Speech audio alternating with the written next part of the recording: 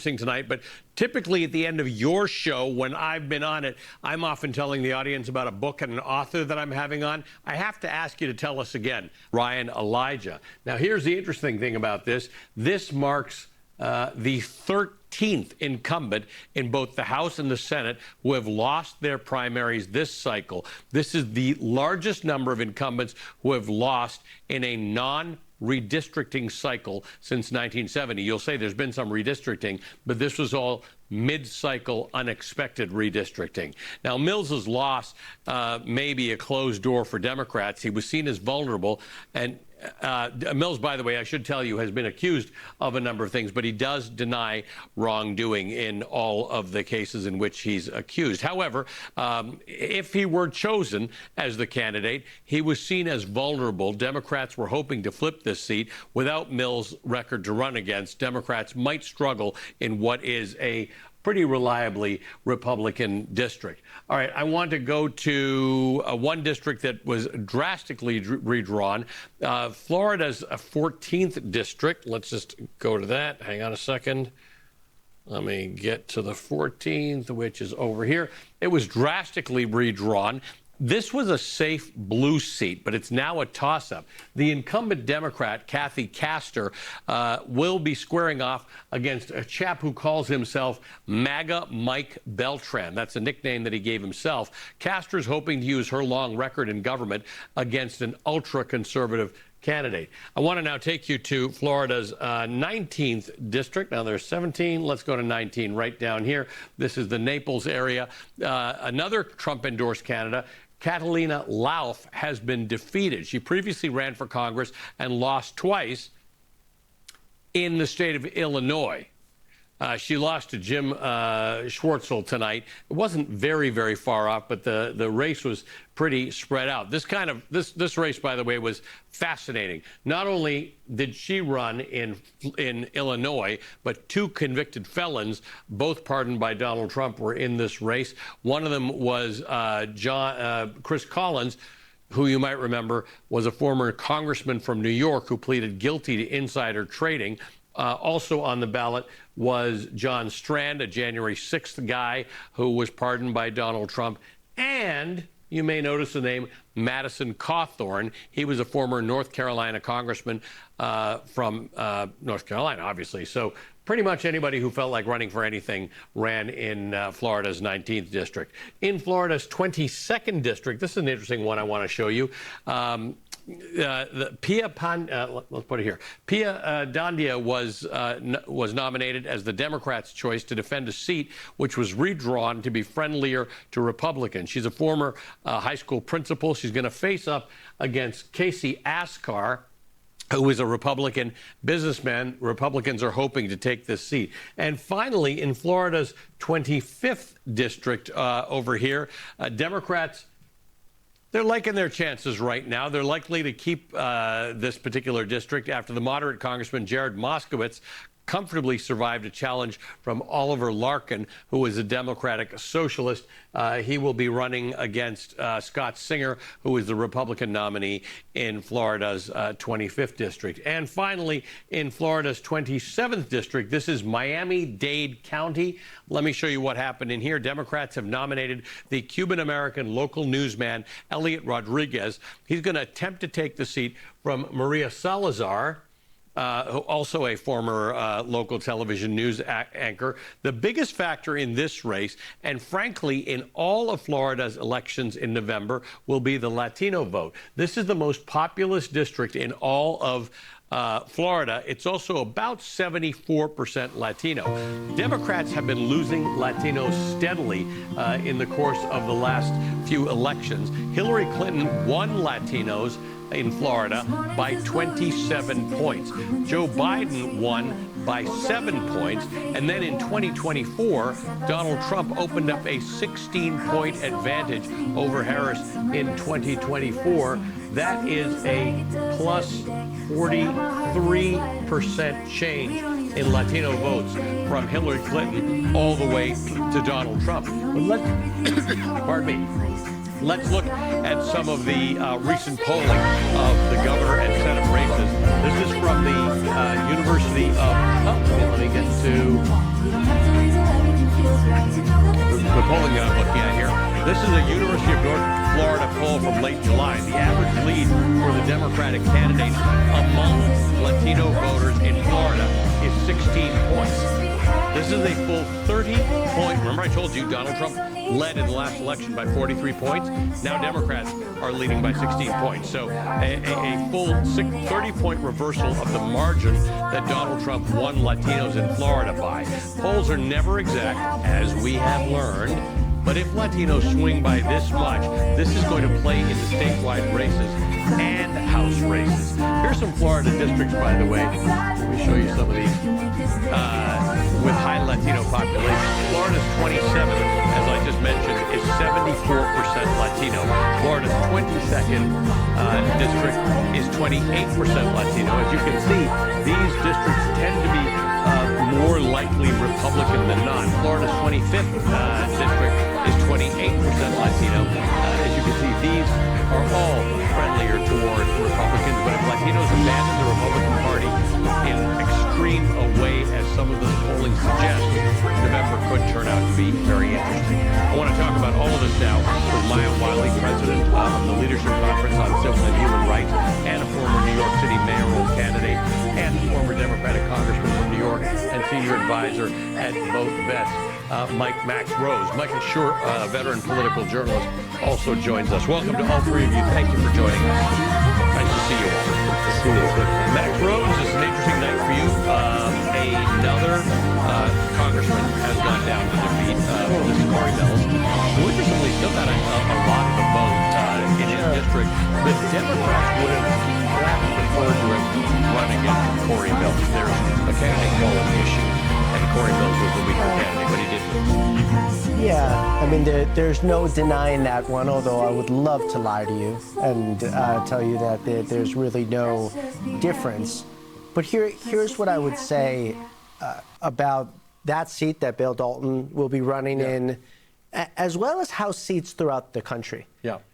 The biggest mistake that Democrats could make right now is understating the momentum and the enthusiasm amongst the base and not pushing the map that they're willing to play in.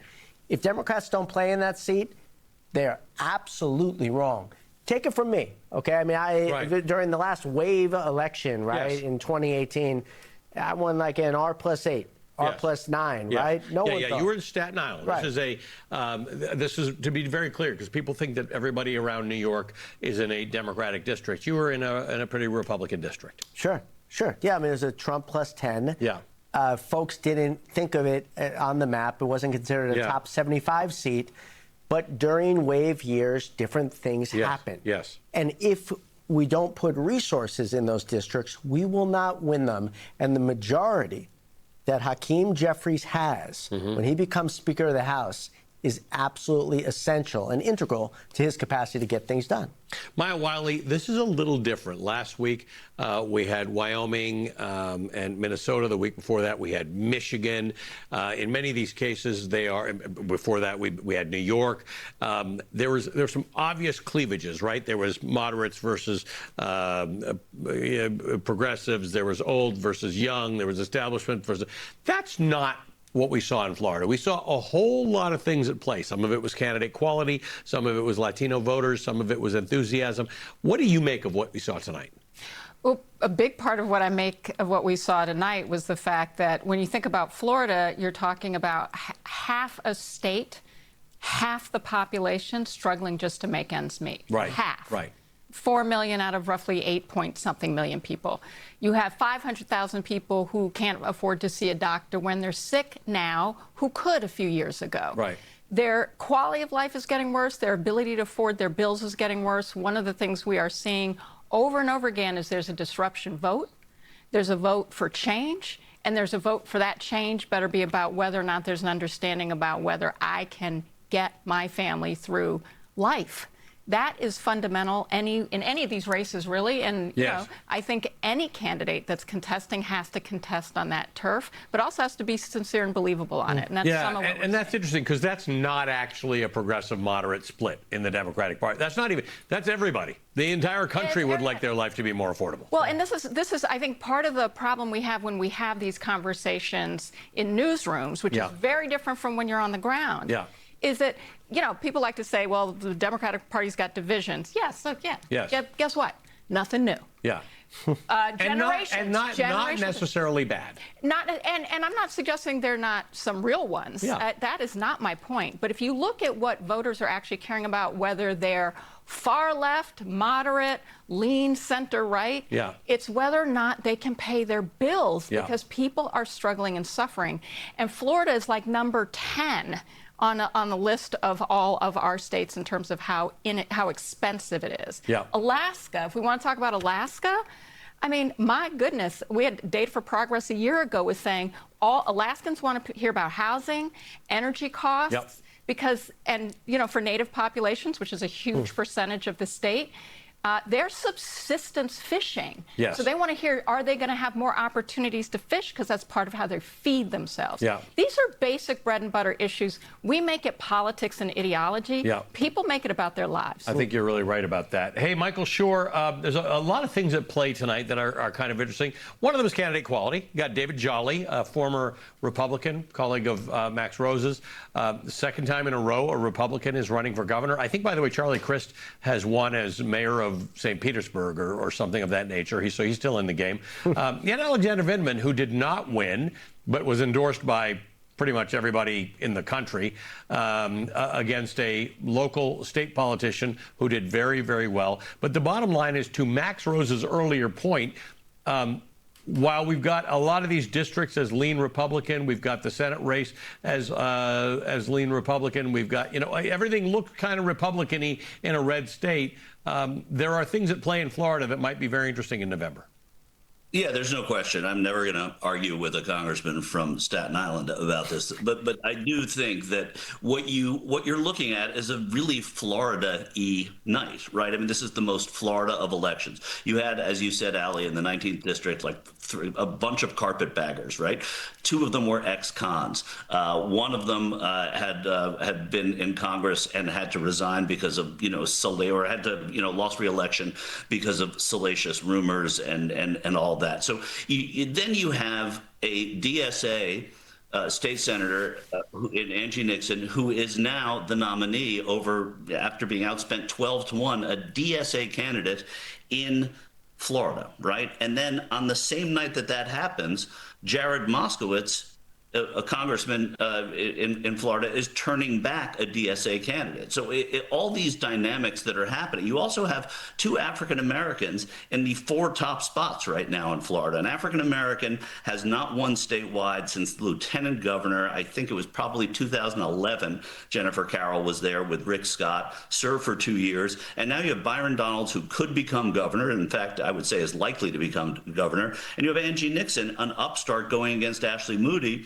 And Ashley Moody has run a lackluster campaign. One of the knocks against Alex Vindman was that he ran a lackluster campaign. People didn't know him, people didn't see him, and here's the energy from Angie Nixon. So now all of a sudden you look at Florida and you say, okay, I wouldn't go out and make lots of bets on Democrats winning there, but I certainly think it looks a lot better when you look at the energy that Angie Nixon may bring at the top of a lackluster Senate race to fill the rest of Marco Rubio's term there, which is what this essentially is.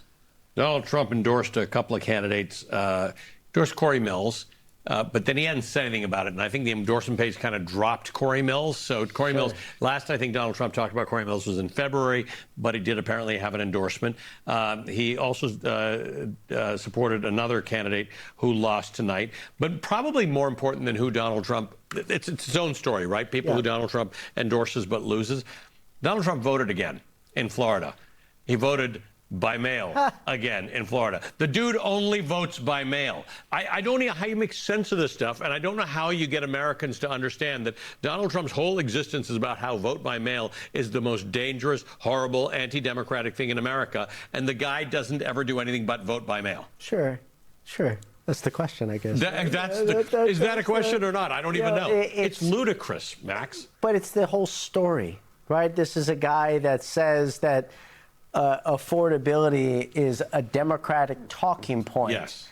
At the same time, it bores him. Exactly. Yeah. At the same time that he is engaging in an unnecessary, unconstitutional, reckless war that has catalyzed a horrific spike in gas prices. Right. This is at the same time that instead of putting money in people's pockets, he's spending it on a gaudy ballroom and on enhanced security for his golf trips, and then to convert a luxury airliner that he was gifted from the Qataris instead of putting money in people's pockets. Right. This is a guy who or is feeding people on duty. Sure. In the Gulf of, I mean, Exactly. look, if you're not even taking care of your troops right now in this war you started, but you didn't have to You're start. 1,000% right. So it is hypocrisy and is a detachment from reality. Maya, let's talk a little bit about this.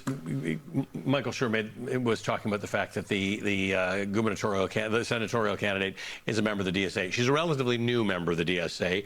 It wasn't a DSA-style campaign like we saw in Wisconsin, for instance. Yes. Talk to me about this, because there's this DSA thing, there's this progressive thing, there's this left-leaning thing.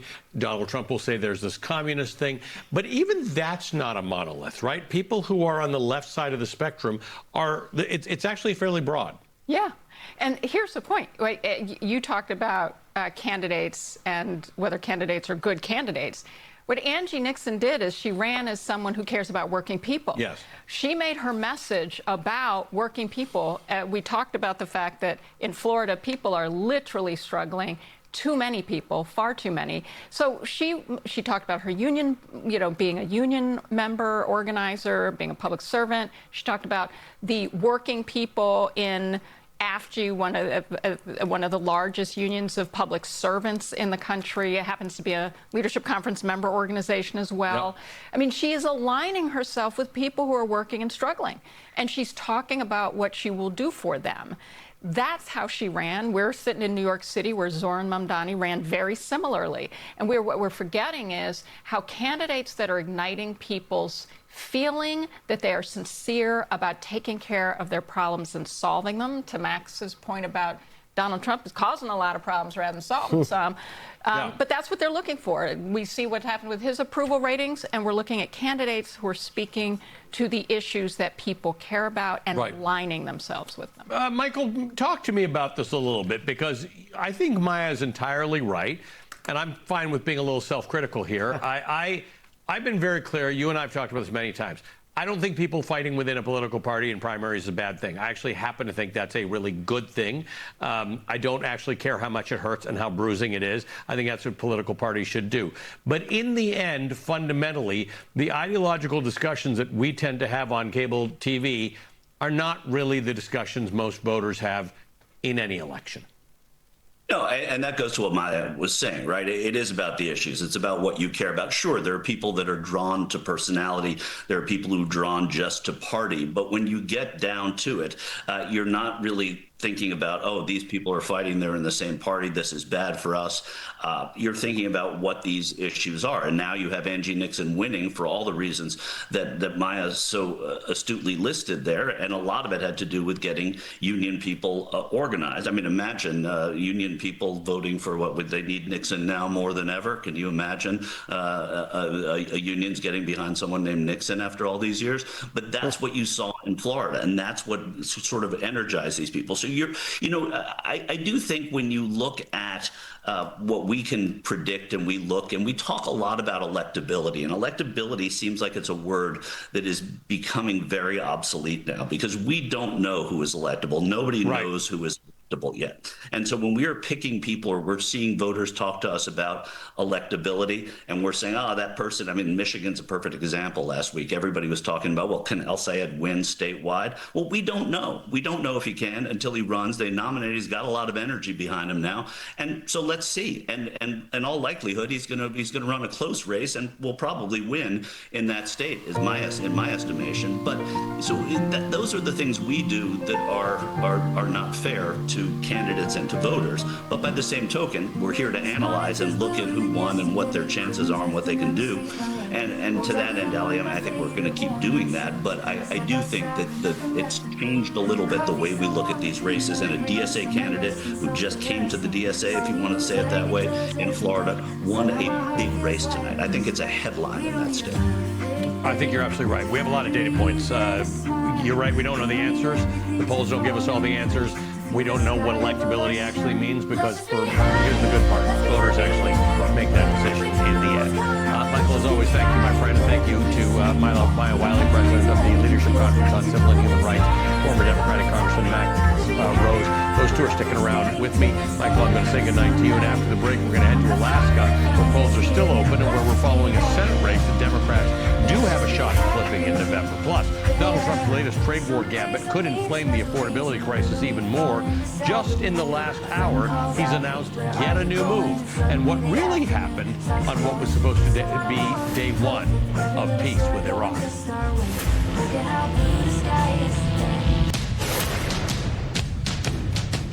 I've been spending a lot of time talking about Florida, but the end of this hour, polls will close in Alaska. We're watching the primary for what we expect to be a very competitive Senate seat. Senator Dan Sullivan is seeking a third term, but he's being challenged by the former Democratic member of Congress, Mary Peltola, as well as another Republican whose name, interestingly enough, because it's a long list, is Daniel Sullivan. Now, as you can see, all the candidates are appearing here. That's because Alaska has a nonpartisan primary, and the general election is ranked choice. It has been since 2020. So let me explain how this works. Tonight, all 16 candidates in the Alaska Senate race appear on the very same ballot. Voters choose one candidate. The top 4 vote getters from tonight are going to enter the November general election, where voters will then rank them 1 through 4. The first choice candidate, the first choice votes for each candidate are then tabulated, and if a candidate receives 50% of the vote in the first round, they win and the election's over. If, however, no candidate received a majority of the votes, the 4th place finisher is eliminated, so you're now left with 3 candidates, and each of that candidate's voters, meaning the 4th place candidates, has their second choice vote counted. Those are added to the totals of the top 3 candidates, and they're tabulated again. After that, the 3rd place finisher is eliminated, and the next choice of each of their voters is added to the vote totals of the top 2 candidates. And once those votes are reallocated, they're counted up again.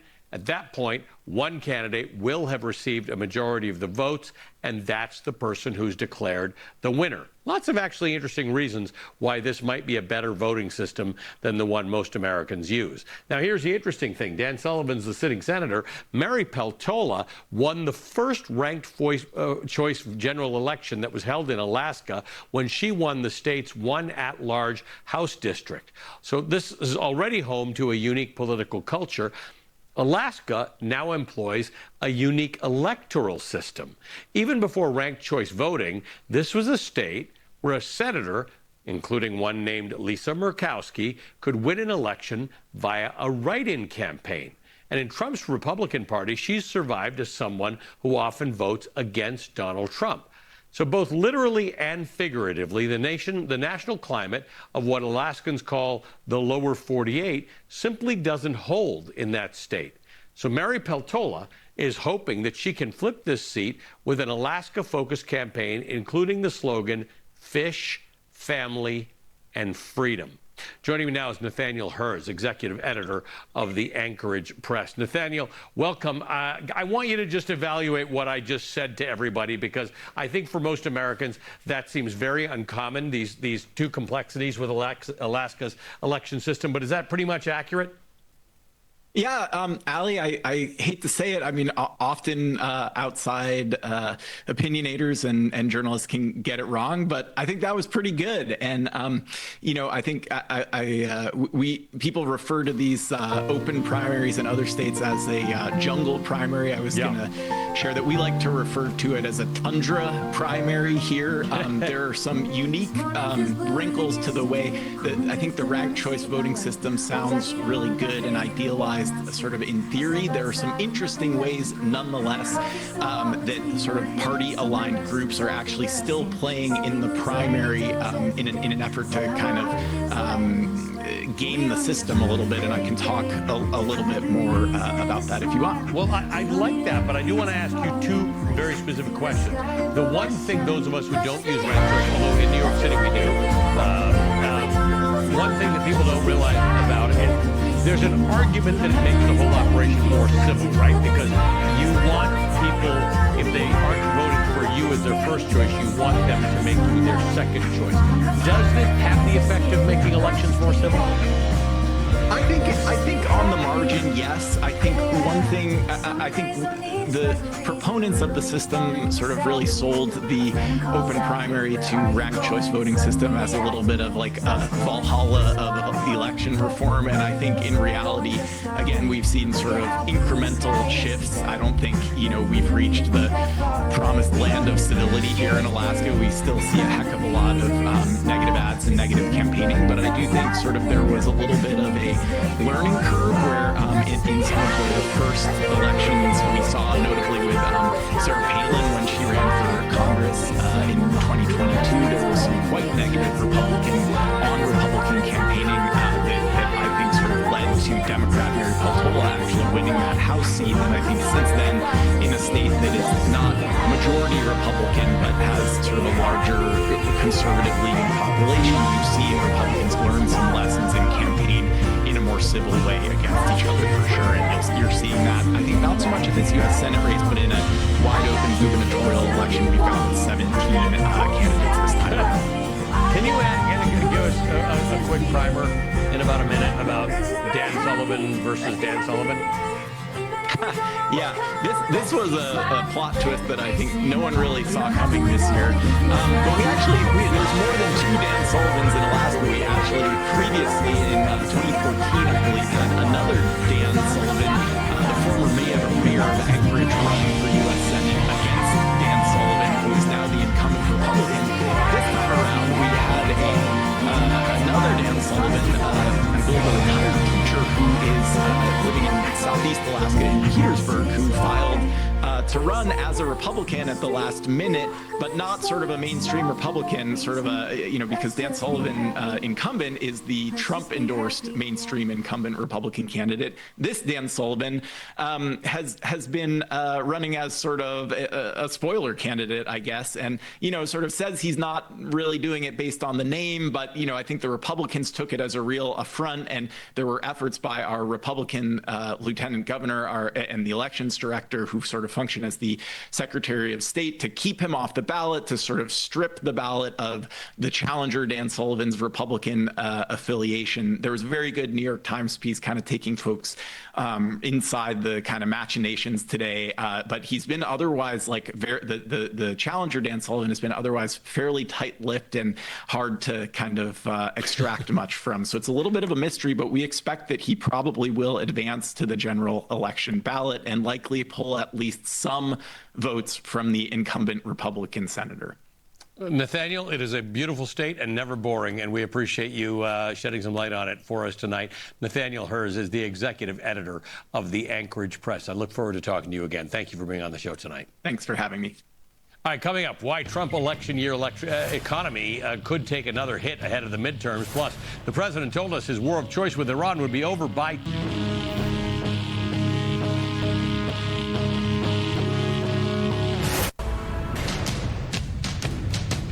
Worth remembering tonight as we're watching primary results come in from two typically ruby red states where Democrats are seeing openings, that in the majority of polls over the past year, voters say the economy is their number one issue. And the Donald Trump economy is a real-time affordability crisis.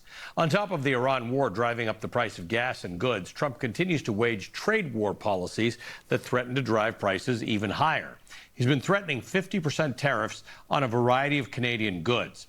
Now, the cost of tariffs is paid for by the companies who are bringing in the products to the United States, but those companies ultimately pass along those costs to you by increasing the price of goods. Last year, 72% of all of Canada's exports went to America. Canadians imposed retaliatory tariffs against the United States last year and have moved to strengthen their trade relations with other countries. Most notably, Canada has begun selling its oil to China, which was unthinkable just a few years ago. Facing a midnight deadline, midnight tonight, to avoid the tariffs, Trump took to Truth Social in the last hour to declare that the tariffs on Canada will be paused for 3 days while he finalizes the details of a deal with Canada. But how much is a Trump deal worth at this point? Joining me now is Jared Bernstein, former chairman of the Council of Economic Advisors under Joe Biden. Jared, nice to see you. Thank you for being with us. I will say, you know, I'm from Canada, and I'm back in Canada all the time. I was there a couple of weeks ago. Canadians don't think this is funny. They don't think it's a joke. They're not really into this. And their general view is that this unbreakable relationship that has gone on for the entire history of Canada and the United States being countries is broken. The Prime Minister of Canada, Mark Carney, has said so, that this is just going to be a new thing. We're not sitting around waiting for Donald Trump to come up with a deal that might be okay with both of us. No question. And Mark Carney has been a particularly straight shooter, talking about the damage that Trump's doing, not just to North American trade arrangements, but in a global sense. He's talked about the lasting damage that occurs when you have someone who you really can't deal with on the up and up, and someone who so deeply underappreciates the linkages between our countries. You know, auto production is a great example. I always believe that we have a North American auto production system, which is Canada, the U.S., and Mexico. Correct. And it's been a highly efficient machine for many years. Of course, Trump, with his very misguided views, has just thrown a wrench into that.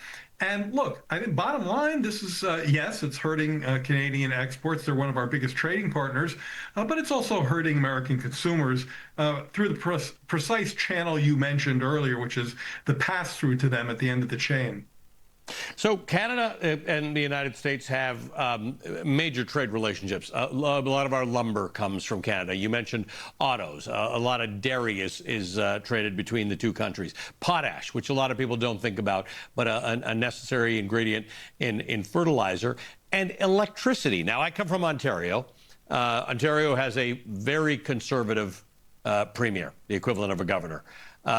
He threatened the United States to say, at some point, we might just cut off the electricity. I mean, I think something like 25 or 30% of New York City's electricity comes from either Ontario or Quebec. Now, these are big moves. They're probably not going to happen, because once you start cutting off electricity and oil and potash, then you're in a full-out trade war. But the bottom line is, what's the danger of these kinds of conversations even happening? There are many dangers. One is that American consumers end up paying more for goods than they would in the absence of these tariffs. Now, the Trump administration has incessantly said from the beginning, and it is just a big, bold lie, that the Canadians, that is the exporters, will swallow the cost of the tariffs. They'll absorb those costs. Well, first of all, as you correctly pointed out, the tariffs are paid by the importing companies when they come through customs. So that's the most direct impact. But it doesn't just stop there. Of course, those companies are going to try to pass those prices forward to consumers. Basically, the person at the end of the chain is holding the bag, and that, of course, is the consumer. But there's a larger issue in play here, which is that while tariffs narrowly applied have been shown to be useful when other countries are dumping in our country, and that's a very specific thing. It's a rubber tires grade 4. it's not all electricity from Canada, then you start to see global trade arrangements reshape. And that's the Chinese point you made earlier. You said it quite the way I would, which was you wouldn't see that kind of agreement between China and Canada. By the way, Mark Carney has also starting to allow Chinese EVs to come into I saw Canada. them when I was in Canada. Cars you don't see in the United States, you now start to see on Canadian streets. If you walked around this country, you would think China didn't make electric vehicles, but of course they're a dominant producer. And what Carney is trying to do there is not just take in some of these BYD, these China EVs, but he's trying to do some technology transfers so they can learn how to build them there. It's actually, in my view, a smart move as long as you keep that under a quota, which is what he's doing. I think it's 50,000 vehicles. But at any rate, that's the kind of reshaping of trade relations that will probably outlast Donald Trump. Yeah, and Canadians, I think, and Americans would like to take a long view of this and understand that this long-standing relationship goes on for a long time. But Donald Trump sure can test the patience. Jared, good to see you as always. Thank you for being with us. Jared Bernstein is the former chairman of the Council of Economic Advisors under President Joe Biden. All right, coming up, inside the latest chaotic chapter of the war with Iran, including conflicting stories from the president and his own son-in-law about whether the peace talks are actually taking place.